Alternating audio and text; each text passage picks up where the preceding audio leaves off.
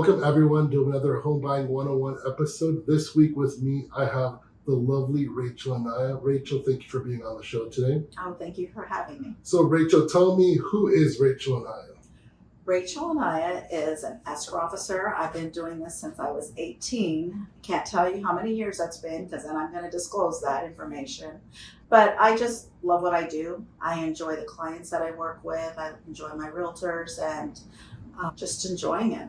That's awesome. Thank you for being here. So, of course, just like every week, we talk about what the market looks like every week. So this week, we've got about 15,000 active listings, 610 coming soon, 9,400 properties pending, and an average listing price of $485 with a median sold price of $435 with 72 days on the market. So everything hasn't changed too much, Rachel. So let's go over first of all to Aaron. Thank you for Aaron for being our lender of the week, just so you can give us some monthly payment numbers for this week. Hey guys, Aaron Alvarez here with Western Alliance Mortgage, here to give you guys today's market update. So today we're going to be looking at rates on a scenario of a $435,000 purchase price. The first one's going to be conventional, 740 FICO, 95% LTV, which means you're putting 5% down. And the national average today is about 6.85. So that's going to put your monthly payment at $2,680 a month. With a buy down, because we're seeing a lot of those in this market right now, where the sellers are helping buyers pay for this. So it's really going to help you guys get the payment you want and probably the house that you want. Your rate's going to be at like 5.99, which saves you a couple $100 a month. It puts you right at $2,477. Also, for FHA, we're looking at approximately 6.5. That's going to put your payment around $2,699 a month. And with the buy down to 5.5, we can get your payment right around $2,425 a month. Now, keep in mind, you're still going to need to add taxes, insurance, and mortgage insurance to these payments. And rates change often, and there are lots of factors that go into rates, so not everybody can get these rates. But if you have any questions, we're happy to help.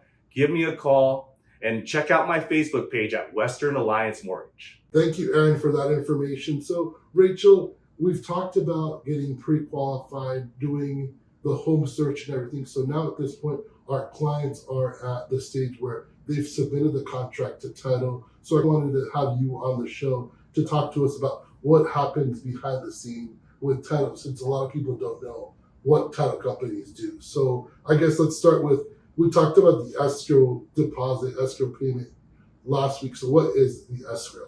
The earnest deposit. Oh, earnest, sorry. It's all right. The earnest deposit is something that the buyer is showing good faith that they're going to purchase this property. They deposit it with us. We're a third uninterested party, so we don't represent the buyer, the seller, or buyer's agent or seller's agent. We're a neutral party. So they bring their funds to us. We hold on to it. It gets applied towards their closing costs at the close of escrow, but it's just a good faith. Okay. So I'm happy you said that, because that's what I've always wondered, is who it represents. You guys are just a neutral third party that pretty much represents no one, but also represents everyone at the same time. Yeah, we're employed by all parties. So not only do we represent the buyer, the seller, the listing agent, the selling agent, then we have the mortgage company as well. So everything kind of comes together. You guys kind of collect all the docs and everything. Exactly. Kind of comes together with you guys. So what else does the title company, now that you guys have received the contract, what kind of goes on behind the scenes at a title company? Our main thing is we're doing title insurance. So that's basically what we're selling, is title insurance. And what that does, it protects all parties. So we do a preliminary title report. We see what's showing on the title of the property. So there could be a mortgage, there could be HOA, there could be judgments, additional liens that shouldn't be on there. And our job is to clean it all up. So when the seller conveys title to the buyer, it's free and clear of everything except for what they put on there. So their mortgage that they're putting on. So we do kind of some research. We get information from the seller. Do you have any mortgages? Do you have any liens? Sometimes there may be a lien or a judgment popping up that they're not even aware of. One of the things, and it's one of the questions we have, is what happens if you don't have title insurance, or say you purchased it from your uncle or your aunt or what have you. Even though your uncle and your aunt, you may think that, oh, it's them, they're good, they don't owe anything. For all you know, they have back child support, which never goes away, IRS liens, which never goes away, and now they're on your property. So I've seen that create issues. So that's our job. We're just to make sure that the property is conveyed to this buyer and there's nothing popping up against. So when you say HOA, also, let's say for example, there's HOA fees that the client hasn't paid for X number of years. Like let's say they've got an $18,000 HOA fee that they just never paid. Is that kind of what you guys are looking for too also when Yes. it comes to clearing the title? Yes, because what will happen is the HOA will put a lien against the property. So we have to make sure that gets paid. So when someone puts a lien, just because I don't know how this works, so let's say for example the HOA does post a lien, are they submitting that information to some central hub that pretty much reflects whenever you guys look up title? No, what we do, yeah, it gets recorded with the county recorder's office. So everything of record will pop up when we search the title. So then what we'll do is we'll contact the HOA, ask them for a payoff, and then they'll provide it to us. So before we can actually convey title to the buyer, we'll have put that money on our settlement statement to show that we are going to pay that. That's interesting. I never knew how that kind of worked. If it was who reported, who was like the central reporting, or when you guys are pulling the data, that's where you guys are pulling it. Yeah, from the county recorder.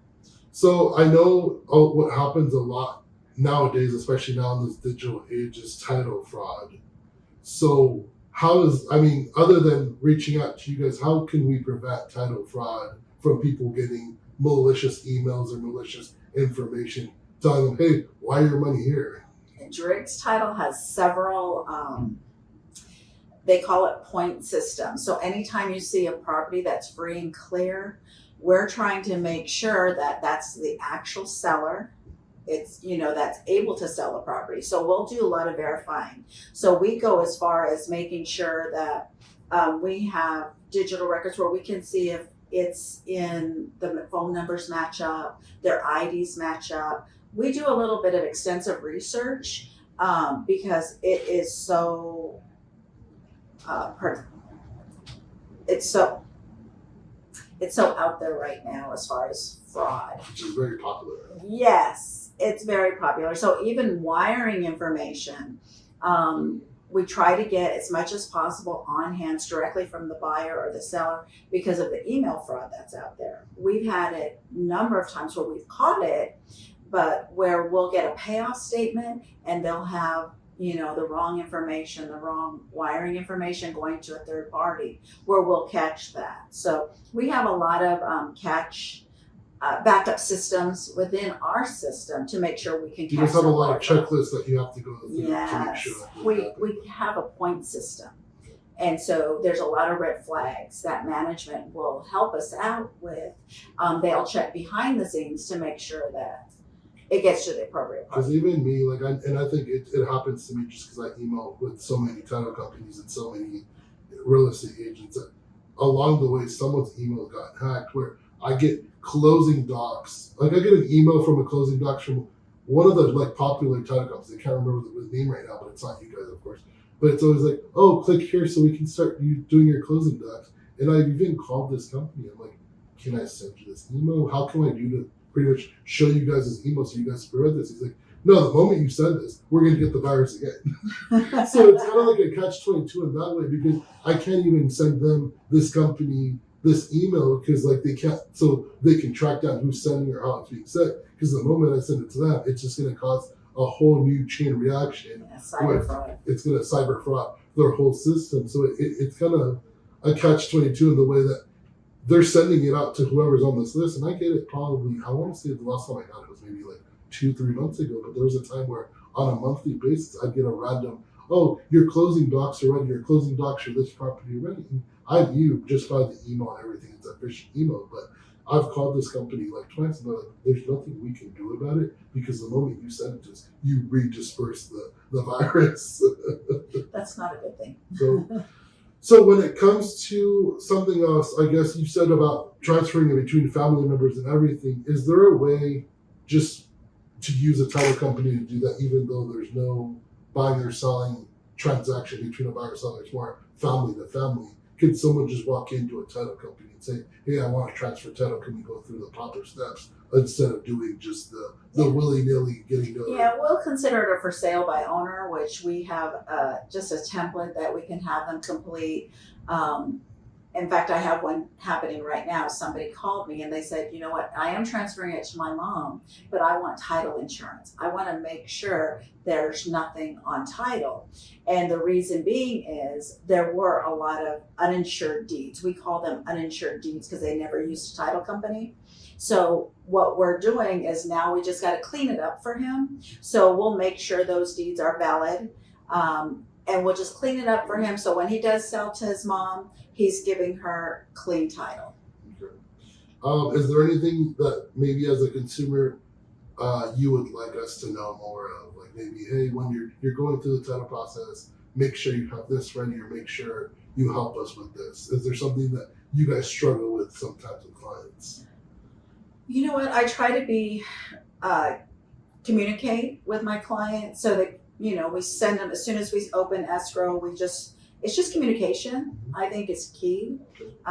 Between myself and my assistant, we both are constantly sending out emails if we don't get information. Oh, I need this, I need that. It's just communication. I think that's priority. Responding to emails, and us helping them is them helping their clients, and that's, you know, we're all in here to help each other. Okay.